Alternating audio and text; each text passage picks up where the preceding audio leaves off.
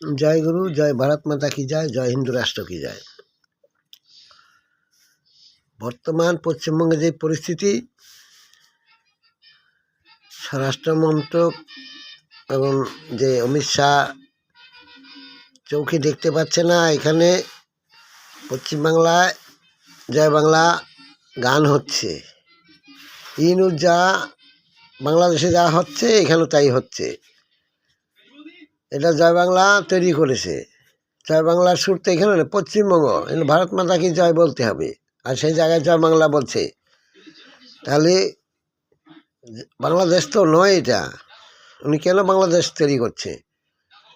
এবং detergent camp যদি না তৈরি করে চীনের মতো, ইটালির মতো, তাহলে ওর প্রবেশ বন্ধ করতে পারবে না, আর এই রাজ্য ঠিক করতে পারবে না। আরেকটা ব্যাপার, বর্ডার এলাকায় দেখা মাত্র গুলি করতে হবে, যেটা চীনে আছে, যেটা ইটালিতে আছে। দেখা মাত্র গুলি করলে তাহলে ঢোকার সময় যারা ঢুকবে তাদের গুলি করে মেরে দিতে হবে। তা বাংলাদেশও ভয় পাবে, এখানে মুখ্যমন্ত্রীও ভয় পাবে। কাদের মারবে?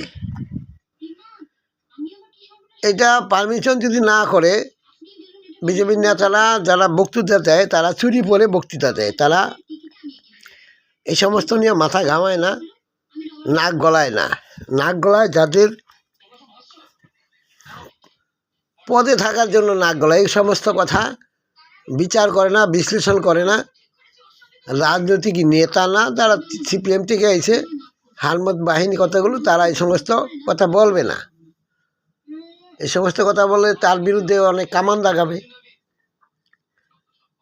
এখানে অনেক আছে নকশালপন্থী বিজেপি আছে, নকশাল থেকে এসে তারা আসল বিজেপির পদ থেকে তাড়িয়ে দিচ্ছে। তাহলে এই যে এরা বাংলাদেশিদের মতো শুরু করছে, এই সমস্ত নকশালপন্থী বিজেপিদের জন্যই এই সমস্ত হচ্ছে। এরা চায় না ডিটারজেন্ট ক্যাম্প হোক বা বাংলাদেশের অনুপ্রবেশকারীদের গুলি করে মারুক।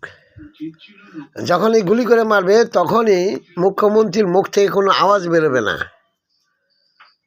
ভারত মাতা কি জয় বলবে, তখন জয় বাংলা বলবে না। আমি আশা করি সমস্ত বিজেপির কর্মী এবং রাজ্য, জেলা এবং কেন্দ্র স্বরাষ্ট্রমন্ত্রী অমিত শাহকে বলছি, এবং প্রধানমন্ত্রীকে বলছি, রাজনাথ সিংকে বলছি, যোগীকেও বলছি। যোগী তো আইন ঠিক করেছে, ডিটারজেন্ট ক্যাম্প করেছেন, ওনাকে আমি সহস্র প্রণাম জানাই। আমি প্রধানমন্ত্রীর চরণে নিবেদন করলাম, আজকে এই আইনটা পশ্চিমবাংলা যদি না করে ভবিষ্যতে অন্ধকার হবে, অনুপ্রবেশ বন্ধ করতে পারবে না। আর বাংলাদেশ হুমকি দিবে, দখল করব। এখানে ওখানে বোম মারা বন্ধ হবে না। ওই হাতের আঙুলের ছাপ নিয়ে এটা বন্ধ করা যাবে না।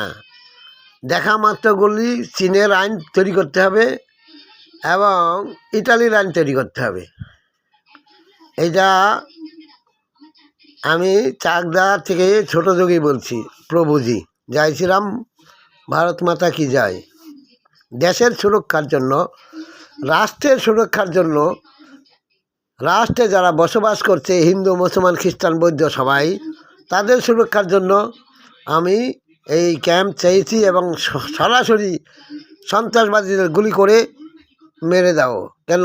বাংলাদেশের অভাবী দেশ, ওইখান থেকে সেখানে কাজ করছে, কাজের তাগিদে তারা এখানে অবৈধভাবে নিয়ে এসে কাজ করাচ্ছে শাহজাহানরা, মানে মুখ্যমন্ত্রী এবং ওই হুমায়ুন কবির।